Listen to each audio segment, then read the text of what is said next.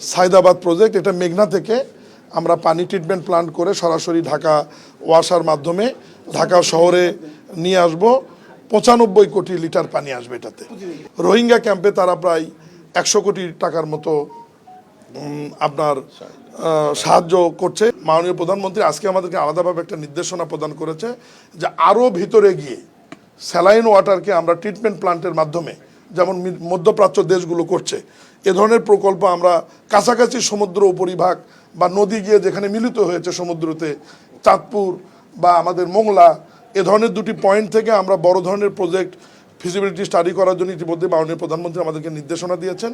আমরা ওটা নিয়েও আমরা কাজ শুরু করব, যে আলটিমেটলি আমাদেরকে ওই দিকে যেতে হবে ভূগর্ভস্থ পানির চাপটা কমানোর জন্য। সরকার পরিবহন সমবায় বিভাগের ডক্টর আব্দুল মঈন খানের সাহেবের সাথে এবং আমাদের টিমের সাথে যে বৈঠকটি ছিল, আমাদের ওয়াটার সাপ্লাইয়ে তারা একটা বড় ধরনের ইনভেস্টমেন্ট করার ব্যাপারে সিদ্ধান্ত নিয়েছে।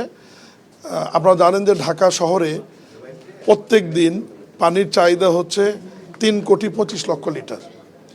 এর মধ্যে ওয়াসা আপনার ভূগর্ভস্থ থেকে এবং সারফেস ওয়াটার উপরিভাগ থেকে আমরা পানি সরবরাহ করে থাকি 2,95,00,000 থেকে 3,05,00,000 পর্যন্ত। আমাদের কিছু শর্টেজ থেকে যায় আর কি প্রত্যেক দিন। তো এই শর্টেজকে মাথায় রেখে এবং আগামী দিনগুলোতে ঢাকার জনসংখ্যা বৃদ্ধির প্রবণতা যেহেতু বাড়ছে, সব মিলিয়ে ইতিমধ্যে আমাদের একটি প্রকল্প গন্ধবপুর প্রকল্প, যেটি মেঘনা থেকে আসছে, সেটি অচিরেই চালু হবে। সেটি থেকে আমরা 50 কোটি লিটার পানি পার ডে ঢাকা শহরে সেটা যাবে। আর আজকে যে প্রজেক্টটি নিয়ে ডেনমার্কের রাষ্ট্রদূত আমাদেরকে সহযোগিতা করবেন সরকার, সেটি হচ্ছে টোটাল 16,000 কোটি টাকার একটা প্রজেক্ট, সাইদাবাদ প্রজেক্ট। এটা মেঘনা থেকে আমরা পানি ট্রিটমেন্ট প্লান্ট করে সরাসরি ঢাকা ওয়াসার মাধ্যমে ঢাকা শহরে নিয়ে আসব। 95 কোটি লিটার পানি আসবে এটাতে। জেডআই ওয়াটার ট্যাঙ্ক দিচ্ছে আজীবন ওয়ারেন্টি। জেডআই ওয়াটার ট্যাঙ্ক, পানির সুরক্ষায় টেকসই সমাধান। এই 16,000 কোটি টাকার মধ্যে ইতিমধ্যেই আমাদের প্রায় 11-12,000 কোটি টাকার কাজ শেষ হয়েছে। এই প্রকল্পটি ছিল 2015 থেকে 2030-এ শেষ হবে, কিন্তু আমরা টার্গেট করেছি আমরা 2029-এর মধ্যে এটা শেষ করব। এখন ডেনমার্কের সরকার আমাদেরকে সহায়তা করবে এই যে লাস্ট ফেজের যে কাজটি, এটা সম্পন্ন করবার জন্য টোটাল ওনারা সহযোগিতা করবে আমাদের প্রায় 4,500 কোটি টাকা। এর মধ্যে ওনাদের 1,500 কোটি টাকা গ্র্যান্ট থাকবে, মানে এটা ফ্রি, এবং বাকি 3,000 কোটি টাকা ওনারা আমাদের সফট লোন দেবে, মাত্র 1.5 থেকে 2% টাকা, এবং কর্ম চলাকালীন পর্যন্ত গ্রেস পিরিয়ড থাকবে, এবং এই টাকা পরিশোধ করতে হবে আমাদের 20 বছর মেয়াদি।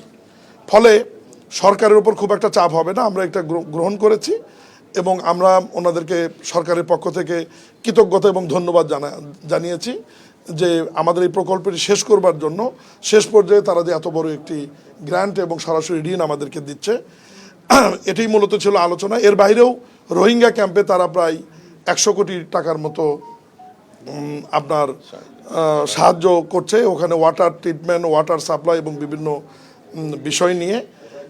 এর বাইরেও আমাদের রিনিউয়েবল এনার্জি নিয়ে ওনাদের সাথে কথা হয়েছে। ওনারা বাংলাদেশে আপনার সৌর বিদ্যুৎ নিয়ে কাজ করতে আগ্রহী, এবং আমরা স্পেশালি গতকালের মতো আজকে ওনাকে অনুরোধ করেছি যে ওয়েস্ট ম্যানেজমেন্টে ওনারা যাতে একটু ইনভেস্ট করে, এবং বিশেষ করে ওয়েস্ট টু এনার্জিতে যদি ওনারা সরাসরি ইনভেস্ট করে। এই ব্যাপারে ওনারা বলছে যে ঠিক আছে, বিষয়টা আমরা ফিজিবিলিটি স্টাডি বা পরীক্ষা নিরীক্ষা করে দেখব যে ওয়েস্ট টু এনার্জিতে বা ওয়েস্ট ম্যানেজমেন্টে তারা কী ধরনের সহযোগিতা করতে পারে। এর বাইরেও আমাদের পরিকল্পনা রয়েছে। এখন তো ধরেন বুড়িগঙ্গা নদীর অবস্থা খারাপ, আমরা তো বুড়িগঙ্গা নদী থেকে কোনো পানি নেই না, আমরা চলে গেছি সেই মেঘনাতে। আমাদের গন্ধবপুরের প্রজেক্ট এবং এই সায়দাবাদের প্রজেক্ট, দুটির পানি কিন্তু আমাদের মেঘনা থেকে আসবে।